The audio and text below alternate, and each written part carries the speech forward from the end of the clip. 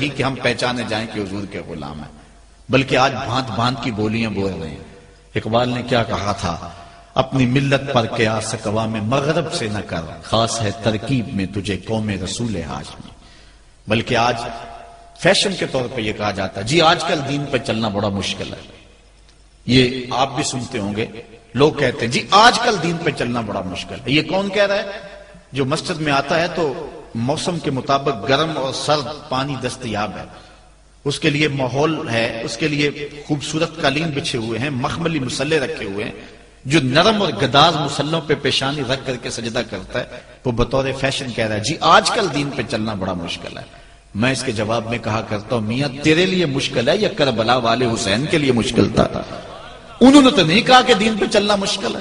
تیرے لیے مشکل ہے دین پہ چلنا یا حضرت بلال حبشی کے لیے مشکل تھا، جنہوں نے تپتی ہوئی ریت پہ سجدے کیے، گلے میں رسا ڈال کر کے گھسیٹا گیا اور انہیں پاؤں میں زنجیریں ڈال کر کے مکے میں کھینچا گیا، ہاتھوں اور پاؤں میں میخیں ٹھونک دی گئی، چکی پسوائی گئی، لیکن بلال ہیں کہ آگے مسکرا رہے ہیں۔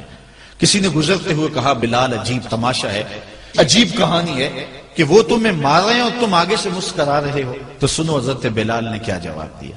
حضرت بلال فرمانے لگے میاں تم جاؤ نا بازار میں مٹی کا برتن بھی خریدنے، تو اس کو بھی ٹھونک بجا کے دیکھتے ہو کہیں کچا تو نہیں ہے، اس کی آواز تو خراب نہیں ہے۔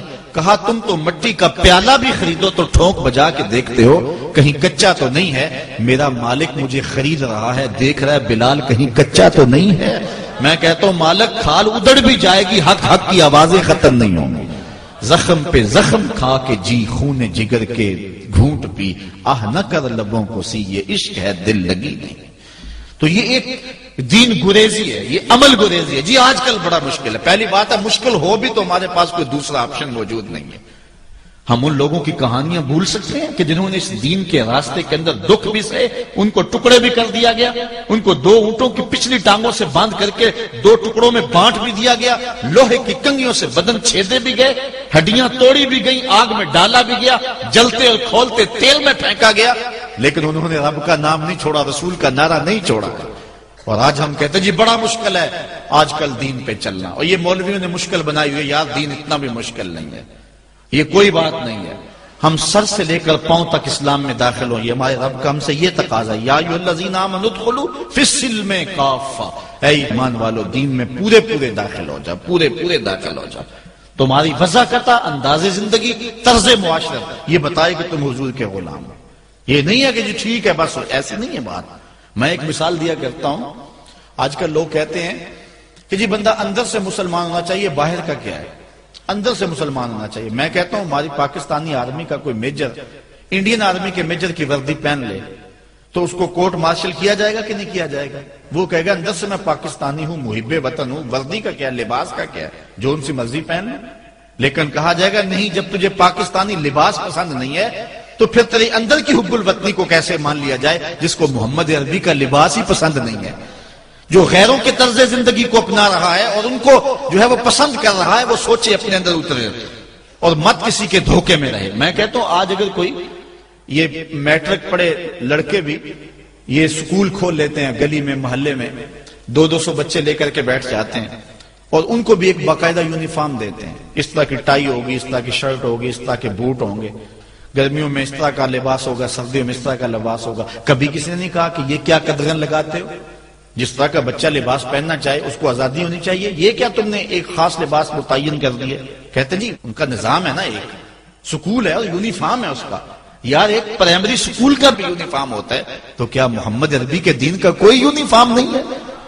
حضور علیہ الصلوۃ والسلام کی زندگی، حضور علیہ الصلوۃ والسلام کے شب و روز اور حضور علیہ الصلوۃ والسلام کا انداز معاشرت، حضور کی وضاحت، حضور کا لباس، یہ اپناؤ اور یہی زندگی کا حسن ہے۔ اسلام کے حوالے سے معذرت خواہانہ رویہ ترک کر دینا چاہیے ہمیں۔ اور آج ہمارے جو ہے وہ محراب و منبر کے جو وارثین ہیں انہوں نے بھی مصالحت کر لی ہوئی ہے، جو کوئی بات نہیں ہے۔ اسلام صرف زبان سے اسلام کہہ دینے کا نام نہیں ہے۔ چمی گوئم مسلمانم بلرزم کہ دانم مشکلات لا الہ۔ جب میں کہتا ہوں میں مسلمان ہوں تو کانپ جاتا ہوں، اس لیے کہ لا الہ الا اللہ کے تقاضوں کو سمجھتا ہوں۔ جب بیعت عقبہ ثانیہ ہوئی ہے تو حضرت اسد بن زرارہ کھڑے ہو گئے، جب صحابہ حضور سے بیعت کرنے لگے اور 70 تعداد تھی ان کی، تو حضرت اسد بن زرارہ خزرجی کھڑے ہو گئے اور ان کو کہا کہ اے انصار، ان سے بیعت کرنے سے قبل سوچ لو، یوں ہی بے توجہی میں ہاتھ نہ بڑھا دینا، بے خبری میں یوں ہی ایسے ہی ہاتھ نہ بڑھا دینا، پہلے سوچ لو۔ بیعت کرنے کا مقصد یہ ہے تمہیں جو ہے وہ وقت کے جبر کے ساتھ پورے عرب کے ساتھ ٹکر لینا ہوگی، جو بھی کفر کے نظام کا حصہ ہے تم اس کے ساتھ ٹکراؤ کرنا ہوگا، اور حتیٰ کہ تمہاری کھال بھی ادھیڑ دی جائے گی، سخت تلواروں سے تمہارے کلیجے چبائے جائیں گے۔ اگر تم اس کے لیے تیار ہو تو پھر آؤ بیعت کرو۔